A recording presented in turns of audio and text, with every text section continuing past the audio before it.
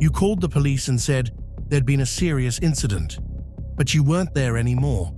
You'd already left. This is Joshua Michaels. He's 26 years old, and a jury has just found him guilty of murder. The woman who died was Zhe Wang. She was 31, a student, quiet, gentle, enjoying her life in London. They met in the autumn of 2023, both studying at Goldsmiths University.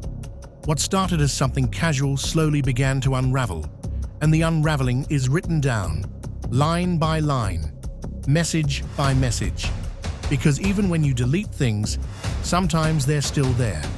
Detectives would later recover the full chat history between Michaels and G. Messages that show a relationship under strain.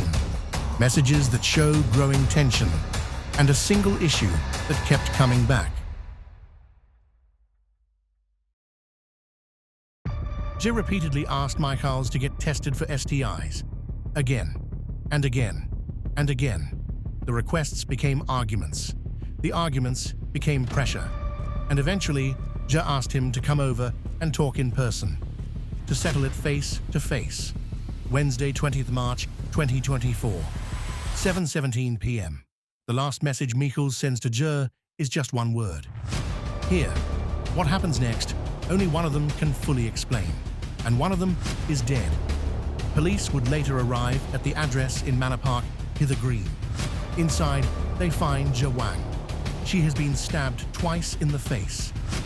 A post-mortem examination would later reveal something worse.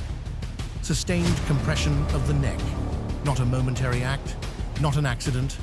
Strangulation takes time. 40 minutes after sending that final message, Michaels leaves the address.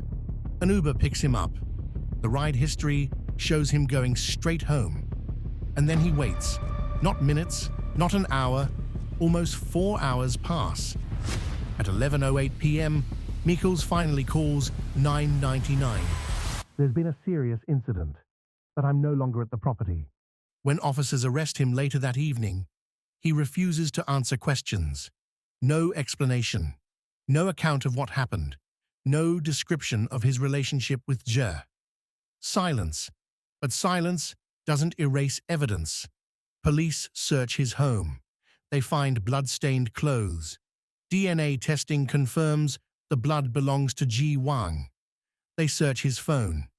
Despite attempts to delete data, investigators recover everything: the messages, the Uber timeline, the gaps, the delay. Piece by piece, they reconstruct the final hours of Zhe's life. At trial, Michaels claims it was an accident. He says Zhe attacked him with a knife, that he acted in self-defense. The jury doesn't believe him. Detective Inspector Claire Giver leads the investigation.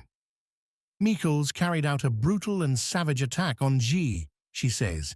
She was described by her friends as a quiet and gentle woman, enjoying her studies in London. Zhe's family is thousands of miles away, in China, and in the UK, grieving a life cut short. The jury returns its verdict, guilty of murder, and the digital trail he tried to erase becomes the very thing that condemns him. A final reminder: even when messages are deleted, the truth has a way of coming back.